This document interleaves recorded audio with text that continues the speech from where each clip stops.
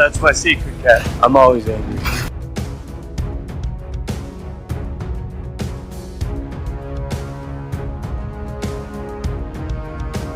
Alright. I ran out of patience. On the roost! Hey everyone, Captain, big fan of Spider-Man.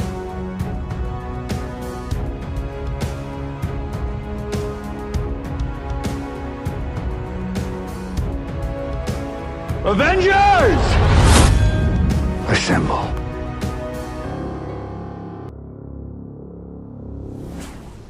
Hello, Peter. Hello and welcome back to the Infinity Saga and Beyond, an MCU fan podcast. Today is our Get to Know Kang the Conqueror episode as we build up to Ant-Man and the Wasp Quantumania. So let's dive right in. Who is Kang the Conqueror? When was his first appearance? This is where it gets a bit tricky. Since Kang is a time traveler and has gone by many names, it really depends on what first appearance you mean. In 1963, the Fantastic Four faced off against an Egyptian pharaoh named Rama-Tut. Well, this had been later retconned to be Kang under one of his many different aliases. That issue, by the way, was Fantastic Four number 19 in October of 1963. In 1964, the Avengers faced off against Kang the Conqueror in Avengers number 8. This was a September release in 1964. This is the official first appearance as Kang, as Kang the Conqueror. Some other names you may know him by in the comics: Nathaniel Richards, Iron Lad, Victor Timely, the Scarlet Centurion, Immortus, Chrono Monitor number 616, who's recruited by the TVA, Kang the Conglomerator, and Mr. Gryphon. Now, in the MCU, you may know him from Loki Season 1, Episode 6, He Who Remains, which is not one of his comic counterparts, but was adapted as being one in the Loki series. So, we're getting some fun stuff there, getting in the weeds. So as we're building up to Ant-Man and the Wasp Quantumania, we're going to be talking about Kang the Conqueror. I just gave you a little brief history of Kang the Conqueror. But where we're going to really go into it is the 2021 miniseries that was 5 issues of Kang the Conqueror. And I just read it a little bit ago. And it was really good. It really jumped up in my rankings for like great one-off things. Like, you don't need to know the whole history. This is like you're following this one Kang throughout all of his history is kind of how this story takes off. So hopefully you read it. It's on Marvel Unlimited. You might be able to find it on Hoopla, or go to your local comic shop and see if they have the trade paperback. Because we're going to dive into this here. So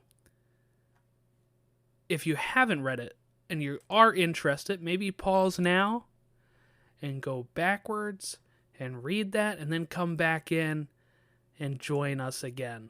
But in many iterations, Nathaniel Richards is a 31st century scholar, a descendant of Reed Richards' time-traveling father, Nathaniel. Nathaniel Richards became fascinated with history and discovers the time travel technology created by Victor Von Doom, which is another possible ancestor of his. He then travels back in time to ancient Egypt and becomes the pharaoh Rama-Tut. This is also where a variant of him is simultaneously recruited by the TVA as Chrono Monitor number 616. But Rama-Tut's plan is to claim En-Sabah-Nur, the mutant who would become known as Apocalypse, as his heir. But he's defeated by the Fantastic Four, and at some point is going to go into the future and take on the Avengers as Kang the Conqueror. So that's just a brief character history, and having that in the back of your mind while you're reading this comic, right, is, I think, a very interesting point, because this comic is going to hit this stuff. So if you're not familiar with Kang, and you read this issue, you read these 5 issues, you're learning all the big moments that Kang is known as. They even have like nice references to some of these Fantastic Four and Avengers issues. And what I really like about that as a whole is we need more of this stuff, especially Marvel. I feel like Marvel doesn't have this a lot. Like for DC, if you want to jump into Batman, you're going to have people tell you to read Year One, The Long Halloween, books like that can be completely standalone. Where, same thing with Superman. You're going to get told Superman for all seasons, All-Star Superman. Stories like that where it's kind of outside of the main continuity and you can kind of jump in, Superman Red Sun. You can just kind of jump in and get to know a character that way. I feel like we don't have a lot of that from Marvel. I mean, you can probably look at something like Spider-Man Blue, which I just got done reading. You have Daredevil Yellow, Captain America White, Hulk Gray, all these colors that are also written by some of those same people of Jeff Loeb and Tim Sale, who did Long Halloween, Dark Victory, Superman for All Seasons. They also wrote all of those Marvel comics. But I feel like Marvel needs more of these where it's kind of outside of the main continuity, or at least accessible enough for people to jump in. They tried a lot by launching a new run with issue number 1. But what I liked about this is that it's 5 issues. It's not very time consuming. I read these probably over the course of 2 or 3 days. Could have probably done it sooner. But what is so great about that is it's so accessible. One of the things when I started getting into comics is trying to figure out, where do I start? Do I have to start at Spider-Man 1? Do I have to start at Fantastic Four 1, which kicked off the whole Marvel universe in the comics? Or what are some maybe outside... That's why Ultimate Spider-Man is such a good one, because back in the early 2000s, they relaunched Spider-Man with a whole new continuity and created the Ultimate Universe, where it was so easy for people to jump in. So this Kang story does that. This Kang story is great. We're going to talk about it here in a second. So we start with issue 1 of Kang the Conqueror, the 2021 miniseries. It's also dubbed as No One Else Left to Conquer. No, that's not it. Only Myself Left to Conquer is what the series is called. And in that series, it's written by Colin Kelly, Jackson Lanzig, with art by Carlos Magno.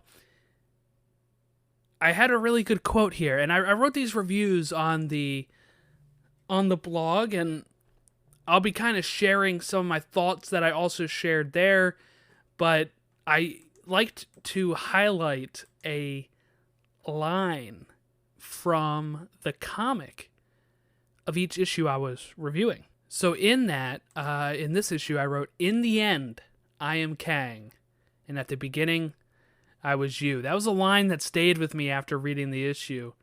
And while I was reading it, I kept coming back to it, because not only is it a very good line, it sets up the whole trajectory of the character Nathaniel Richards that we're going to meet in these opening pages. Kang tells Nathaniel Richards this when asked who he is. In the end, I am Kang, but at the beginning, I was you, which I thought was... time travel is probably one of my favorite concepts, if not my favorite concepts in all of fiction. Growing up, my favorite movie was Back to the Future. It still is. That whole trilogy, by the way. And it stuck with me. It stuck with me. In my most favorite things, is time travel. That it's like that movie awakened something in me, this curiosity, right, of time travel.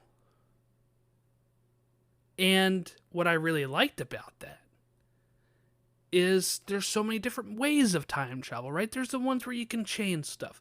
There's the ones where it's predetermined. Everything always will happen the way it is. Whatever happened, happened. My favorite TV show of all time is Lost, which also features time travel. But I also have some favorite series like 12 Monkeys, which is a huge, awesome time travel story. The TV show. I haven't watched the Bruce Willis movie. My favorite MCU film, Endgame. They go back in time, right? There is just this thing where, like, a lot of my favorite seasons of TV shows, if a show does time travel,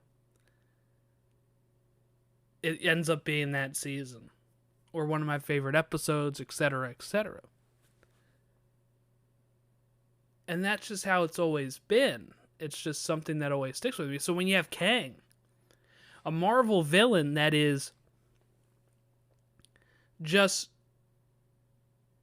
so encompassing. He's everywhere. He's everywhere. You can run into him at any stage of his life at any time. And I think that's why this line, in the end I am Kang, but at the beginning I was you, this is the same person here in this scene. So, of course, we opened up with Nathaniel Richards, who is, in the 31st century, is wanting more from his life. He stumbles onto the library of Dr. Doom, who could also be one of his ancestors or descendants, I guess, depending on how you're going to look at it, but I guess ancestors. And he goes up against a robot Doom that was programmed to protect the library. And when it all seems to be over for our main Nathaniel here, who's just a boy, a man who's clad in purple and green with a blue-tinted helmet saves his life. And this is when he tells Nathaniel, in the end I am Kang, at the beginning I was you. And it's almost this bootstrap paradox, right? Anybody know what a bootstrap paradox is? It's the most fun paradox, I think. I'm rewatching Dark. If you haven't watched Dark, that is also a top show on Netflix. It's in German, so you have to watch either subtitles or dubbed. But that is quite a few bootstrap paradoxes. But what a bootstrap paradox is when, like, if I was to go back in time and I hand you a watch that was given to me by my future self, and then I take that watch and I hold on to it and don't do anything with it, and then I go back in time and give myself the watch, where did the watch actually come from? At that point, it's fully always been in this loop. It was never created. It was always given to me by my future self, and I would always give it to my past self. So where did I get it? That's a bootstrap paradox. And what I wonder here is when Kang says, in the end I am Kang, at the beginning I was you, is this why he's called Kang later on, when he's going to take up the mantle of Kang the Conqueror? Is it because he already knew that's what he went by? It's not like he could change his name at that point, right? Like, that is, it might be a loose bootstrap paradox, but I think it might end up being one. But those are fun paradoxes. They've happened in other mediums and other shows as well. But Kang wants to kind of show Nathaniel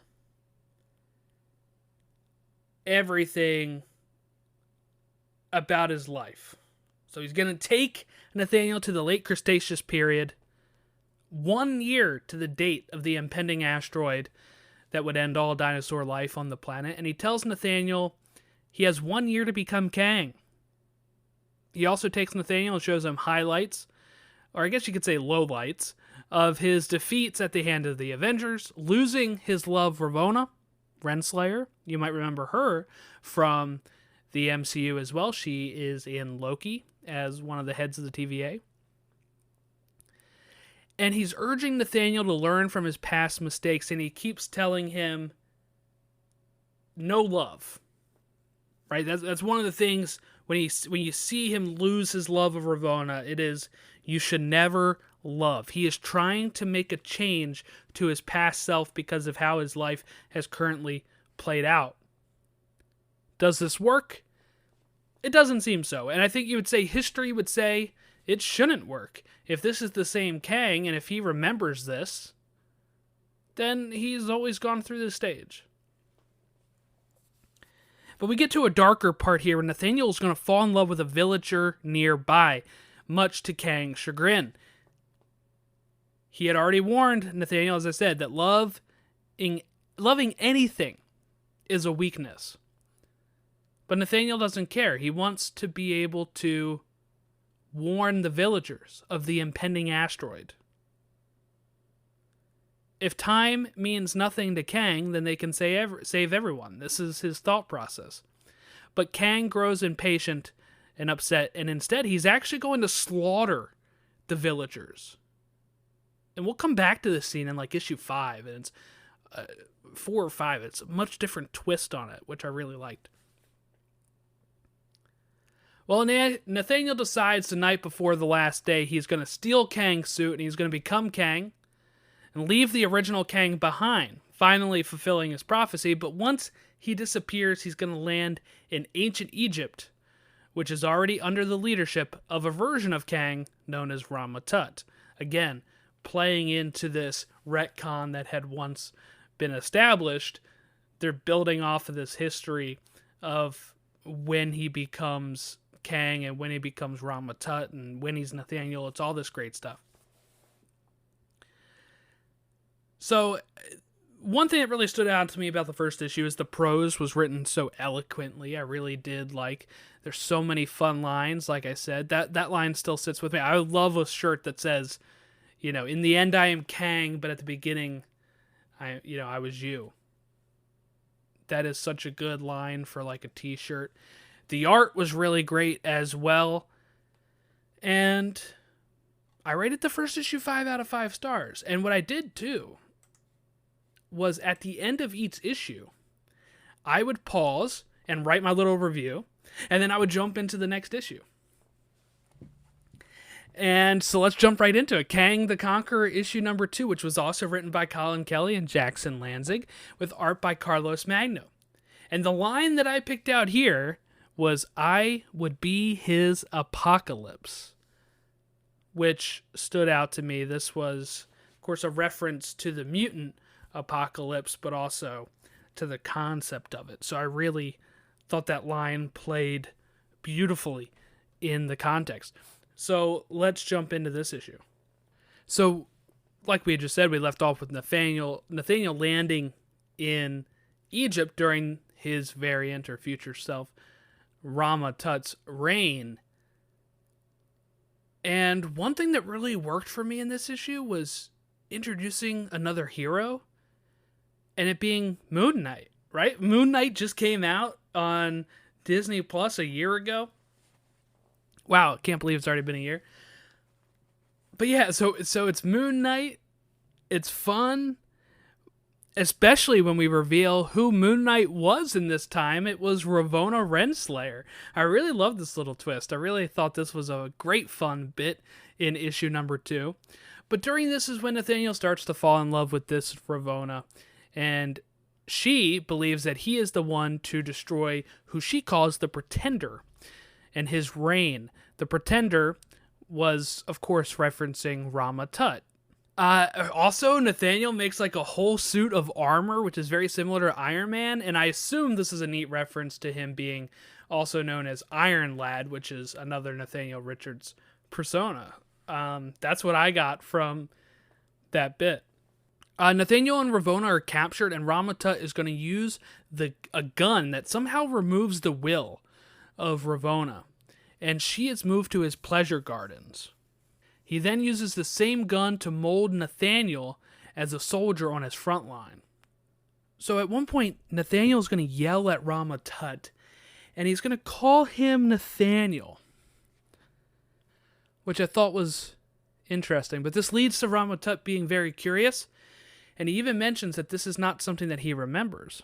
And he speculates if this is a new loop or an alternate version of himself, but he decides he cannot risk killing Nathaniel at all. So Apocalypse appears and tries to destroy Rama Tut. He doesn't win, but 4 years into Rama Tut's reign is also when the Fantastic Four fall out of the sky to defeat Kang. This is a reference to Fantastic Four number 19, which was the first canon appearance of Rama Tut. And he even uses the same ray gun, the gun that removes the will of the person. Once the Fantastic Four defeat Rama Tut, Apocalypse destroys his empire, leaving not much left behind, leaving Nathaniel only one choice: team up with Apocalypse to get revenge on Kang, and this is where that issue ends. So again, this was another great issue. I only put this one at 4.5 out of 5 stars because it's I didn't enjoy it as much as the first one, but I still really enjoyed this issue, and I thought it set up very well for a third issue here. So, issue 3, the line that I highlighted was Kang means nothing to Doom. I thought this issue was a blast out of these 5, and this issue brings the time travel to the forefront, and we get to see scenes from the second issue over again. We start this issue with Apocalypse sending Nathaniel to the future, and he lands in what seemed to me to be around the 60s. We get some radio snippets that are catching us up on the history of this universe, which is the formation of the Avengers, finding Captain America and Ice, and the Fantastic Four. And this is when a flying saucer arrives and the Avengers face off against another Kang.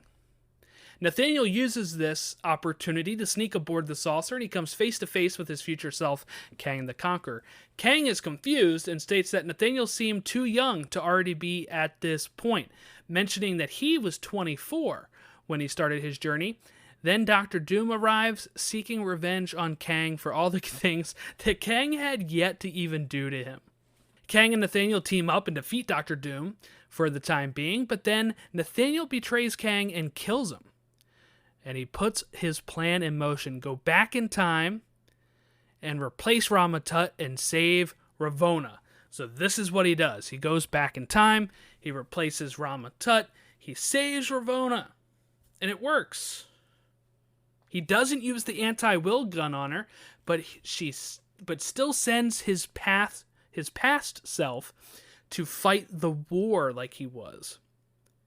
He sends Ravonna away, but he forgot about the Fantastic Four, who show up and defeat him as Rama Tut. I thought this part was really fun, seeing some of these interconnectivity from other issues where things are still happening the same way, but also not the same way, right? We're getting him not using the anti-will gun, which does show that this is a different timeline, different set of events, but it ends the same way. The Fantastic Four defeating him. He's going to escape, and he's going to go to the future, and he lands even further forward than when he comes from. And he runs into another Ravonna Renslayer. At this point, I was getting a little confused with all the Ravonnas. But man, they knocked us out of the park when they reveal this, right? When they make the reveal. This one was an increase again. So this, I had 5 out of 5 stars for this one. And some of the questions I had as I was reading was, will we see a definitive ending for our Kang? Or will it be more open note? Is it possibly the same Ravonna or a variant? I didn't know. But it would all become clear as we enter Kang the Conqueror number 4, as we hit the backstretch of the 5 issues. So the line I picked out for Kang the Conqueror number 4 is, "I loved you at the dawn of civilization. I love you at the end." Wow, I think this was my favorite issue, probably of the whole thing. And it's a great character-driven issue, which really studies the relationship between Ravonna and Kang. Nathaniel finally becomes Kang in this issue, and naively ends up making the same mistakes his older variant had. So this left off with Kang landing in the 40th century, where he meets Ravonna. She has no recollection of him, but she does remember a crater on how she arrived. The 40th century is a war-torn century.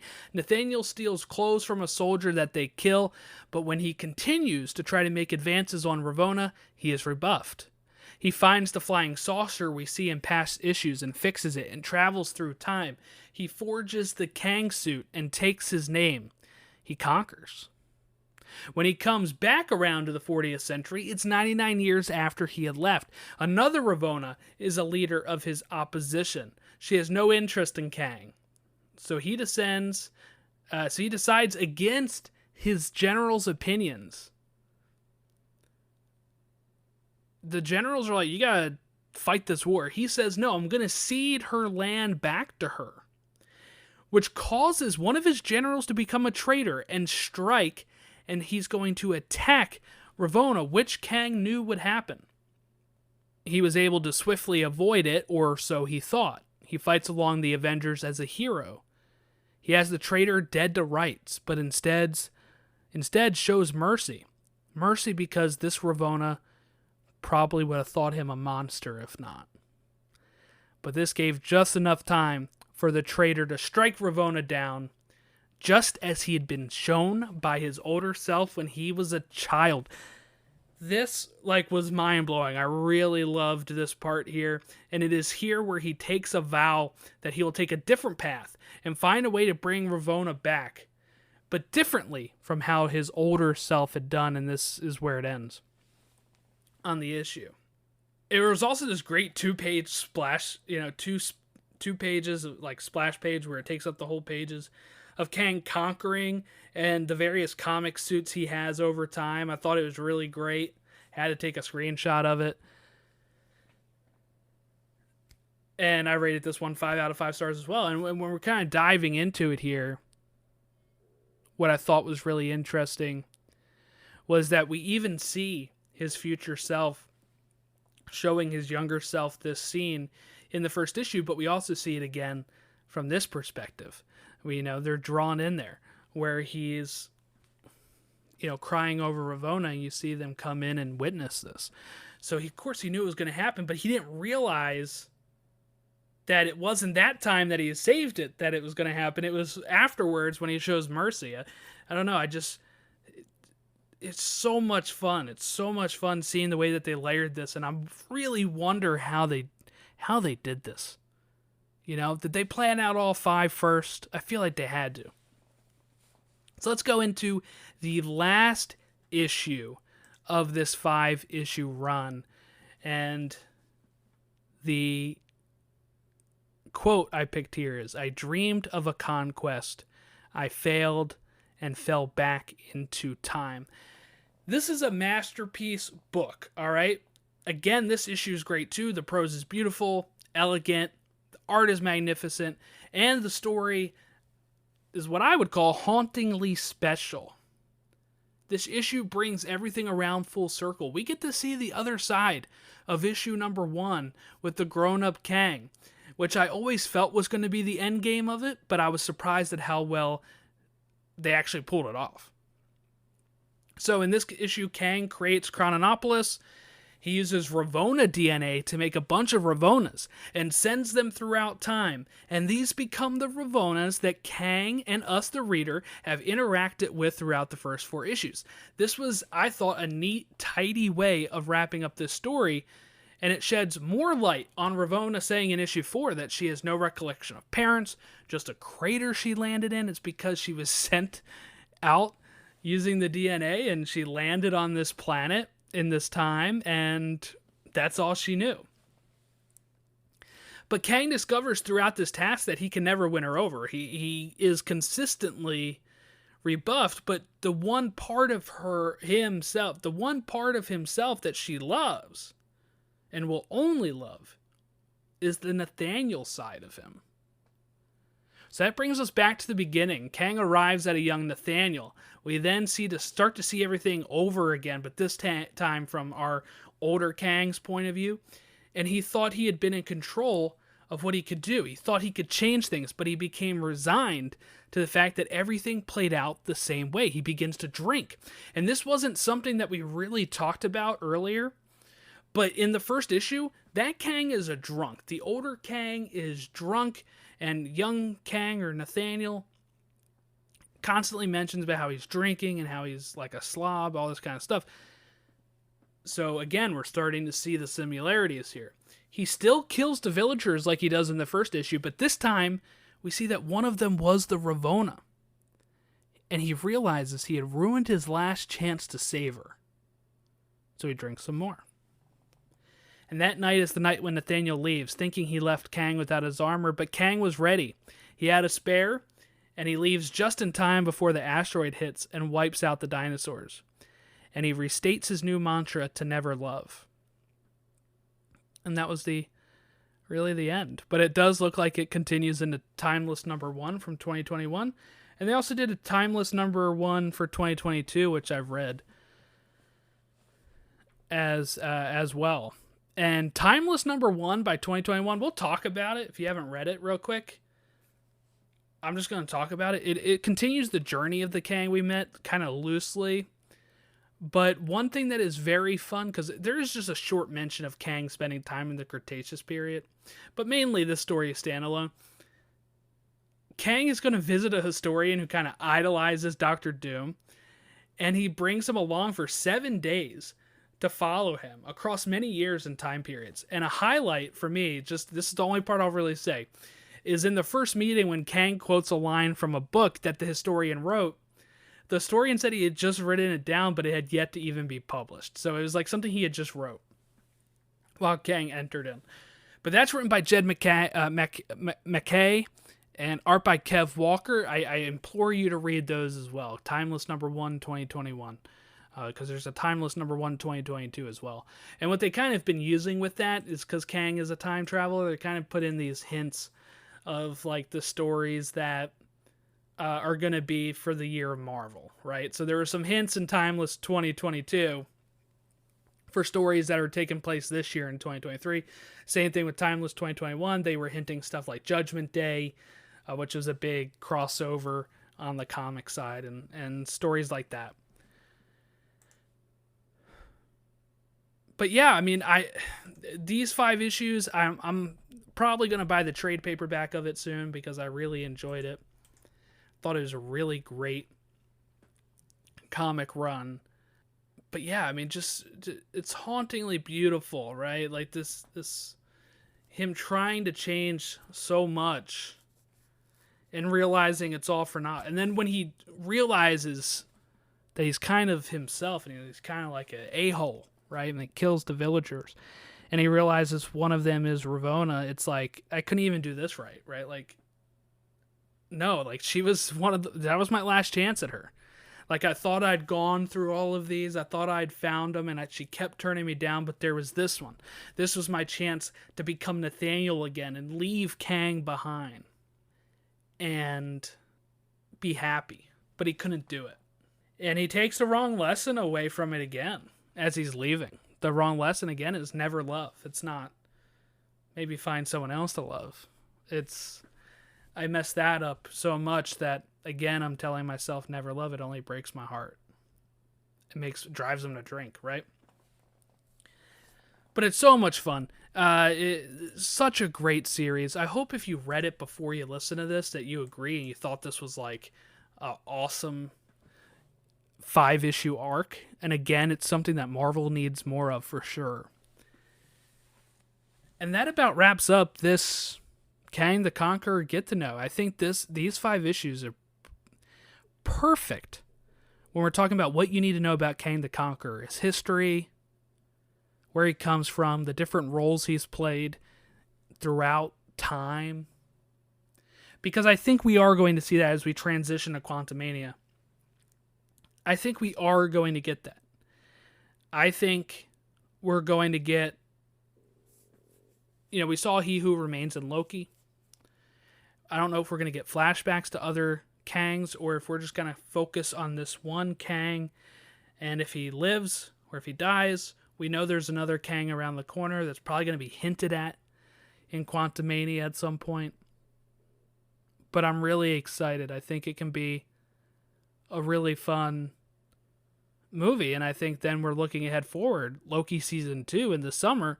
I'm thinking that's going to tie in. Whether Jonathan Majors is in it a lot or not, it's definitely going to play in to the Kang experience. And we might get some quick shots of Kang or flashbacks of Kang. I'm not really sure. But it might also tie into Ravonna, Renslayer.